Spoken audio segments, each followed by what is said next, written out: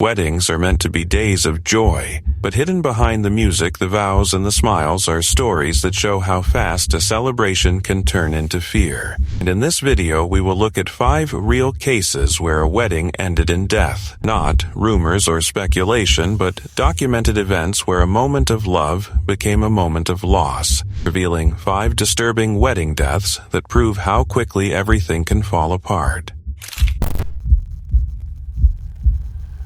Richard that day killed 26 people in total. It was June 26, 1994, in the Naguru neighborhood of Kala, Uganda, and what began as a joyful wedding celebration slowly drifted toward disaster without anyone realizing it. Music played, food was shared, and guests laughed and danced under the night sky, completely unaware that this gathering would soon be remembered as one of the darkest moments in the country's history. Among the guests was Richard Komakech, a private in the Ugandan military police. He had been drinking heavily for hours, growing louder, more aggressive, and increasingly unpredictable as the night went on. At some point during the reception, his attention locked onto a woman named Irene Ati. He approached her and asked her to dance. She refused politely. He asked again and again. Each time, she said no. What should have ended there instead began to draw uneasy looks from nearby guests. Komakech's tone shifted. His persistence turned into pressure, and his frustration became visible. People around them could feel the tension building.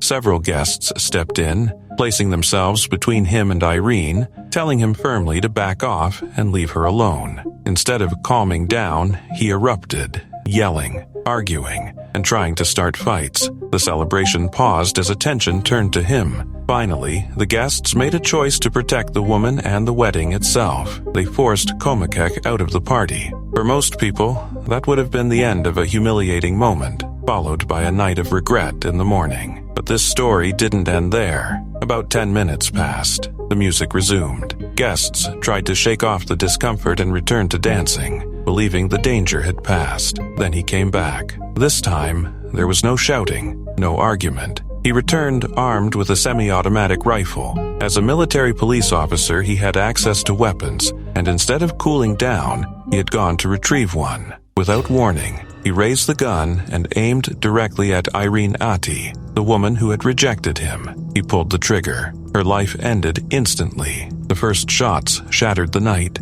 and panic exploded through the crowd. People screamed, ran, fell, and grabbed for cover as gunfire tore through the celebration. Moments earlier, these guests had been dancing. Now, they were running for their lives. Komakech continued firing into the crowd, moving through the venue as bodies dropped around him. There was no target anymore, just chaos. 14 people were killed almost immediately. 13 more were critically wounded. The wedding grounds became a scene of horror, littered with the dead and injured. Survivors crying out for help, others frozen in shock. The shooting only ended when Komakech turned the gun on himself. He attempted to take his own life but survived, suffering only facial injuries. He collapsed among the bodies, pretending to be dead, as police arrived to a scene of unimaginable devastation. Officers moved quickly, securing the area and tending to the wounded, and soon realized that Komakech was still alive. As they attempted to take him into custody and shield him from the enraged crowd, grief turned into uncontrollable fury. Irene Ati's father broke through the police line and struck Komakech in the head, killing him on the spot. By the end of the night, 27 people were dead. 26 of them were innocent guests who had come only to celebrate a marriage. 13 survivors were left with life-altering injuries. The community was permanently scarred. A wedding meant to celebrate love became a historic tragedy, and June 26, 1994 was etched into memory not for vows or joy, but for the night a celebration turned into a nightmare.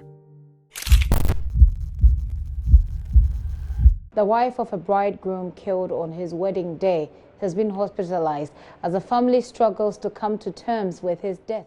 It was early Monday morning, November 19, 2012, in Rio de Janeiro, Brazil. Just 6 hours earlier, 33-year-old Navy Sergeant Fabio Jefferson had stood at the altar and married the woman he loved, Giza Guimarães. More than 200 guests had filled the church to witness their vows before moving to a beachside club for the reception. Fabio had spent a full year planning this day. Invitations were sent months in advance. A house for their future had been finished just 1 week earlier. His family had traveled all the way from Manaus in northern Brazil to be there. This was supposed to be the beginning of everything. The ceremony was flawless. Smiles, tears, applause, the kind of joy people remember forever. By the time the celebration moved to the club by the ocean, the atmosphere felt perfect. Music echoed through the night. People danced barefoot on the floor. Drinks were raised, and Fabio moved through the crowd laughing and embracing friends. He was known as responsible,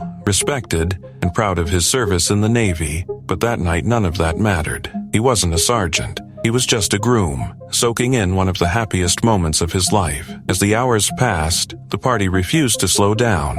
Around 2 a.m., people were still dancing. At some point, Fabio slipped a beer glass into the left pocket of his trousers. No one noticed, no one questioned it. Maybe his hands were full, maybe he was joking. It was a tiny, meaningless action, and no one could have known it would seal his fate. Moments later, Fabio was on the dance floor, playfully fooling around with one of the bridesmaids. Laughter surrounded him. Then, in an instant, he slipped. Maybe someone bumped into him. Maybe his foot caught the wrong angle. It wasn't dramatic, it was just a fall. But when Fabio hit the ground, the glass in his pocket shattered. The sound was barely noticed over the music. What mattered was what came next. A sharp shard of glass sliced into his upper thigh, striking one of the most dangerous places it possibly could. His femoral vein was severed. Blood poured out almost immediately. At first, people were confused. He had been laughing seconds earlier. Then they saw the blood spreading across the floor.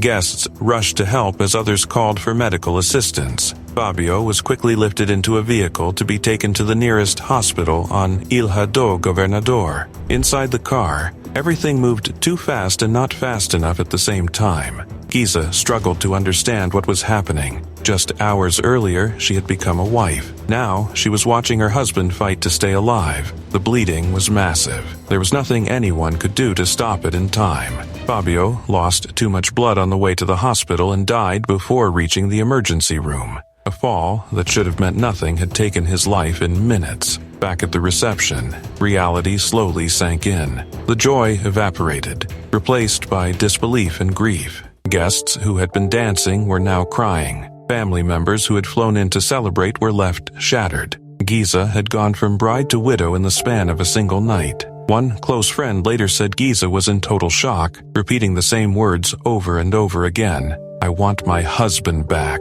Questions haunted everyone. Why was the glass in his pocket? Why did it break that way? Why did it hit that exact spot? So many small details had aligned in the worst possible way. If just one thing had been different, Fabio would have survived. Fabio's body was prepared to be flown back to Manaus for his funeral. The house he had built for their future stood empty, a painful reminder of the life that was supposed to begin.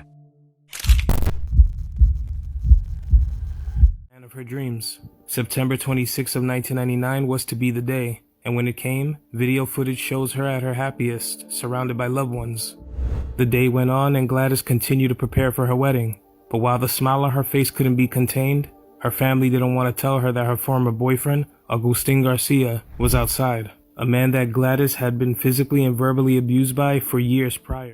It was September 26th, 1999, in Ridgefield, New Jersey. Everything looked exactly the way a wedding morning should. 39-year-old Gladys Ricard stood in front of her loved ones wearing a white gown. Her mother was there. Her 20-year-old son stood nearby. 9 bridesmaids filled the room, adjusting dresses and holding bouquets as white flowers lined the railings outside. In just a short while, Gladys was supposed to leave for a church in Flushing, New York, where her fiancé, 36-year-old James Preston Jr., was waiting at the altar. She never made it there. Gladys had worked hard to reach this moment. Born in the Dominican Republic, she came to the United States searching for opportunity and stability, building a life as an accountant in New York City. Family and neighbors said she had endured years of struggle and sacrifice, and now, for the first time, she finally seemed at peace. That morning, a neighbor watched her outside,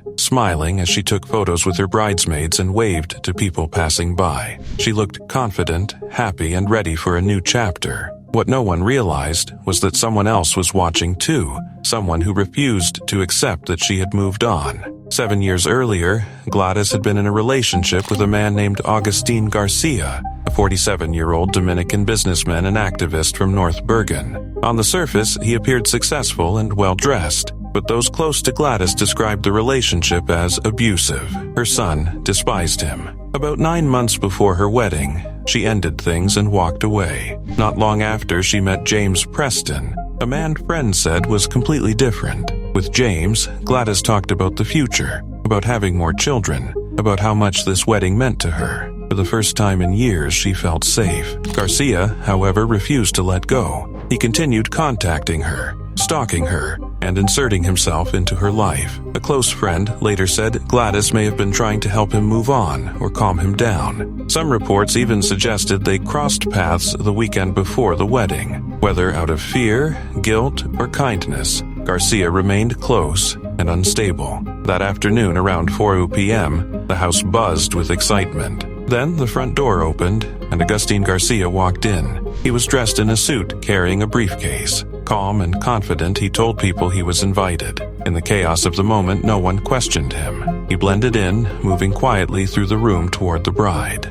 Then he opened the briefcase. Inside was a revolver. Before anyone could react, Garcia raised the gun and fired directly at Gladys, in front of her family, her son, and her bridesmaids. Screams tore through the house. Her brother rushed him, and the two struggled as more shots rang out. By the time it stopped, Gladys had been shot 3 times. She collapsed to the floor in her wedding dress, the same dress she had been so excited to walk down the aisle in. Guests tackled Garcia and held him down until police arrived. The entire horror was captured on a home video camera. Garcia was arrested at the scene. His defense later claimed he didn't remember what happened, suggesting mental instability or even self-defense, but prosecutors rejected it entirely. Investigators showed that he had stalked Gladys for weeks and arrived fully prepared. He was held on $5 million bail and later sentenced to life in prison. 4 days later, Gladys's wake was held at the Ortiz Funeral Home in Manhattan.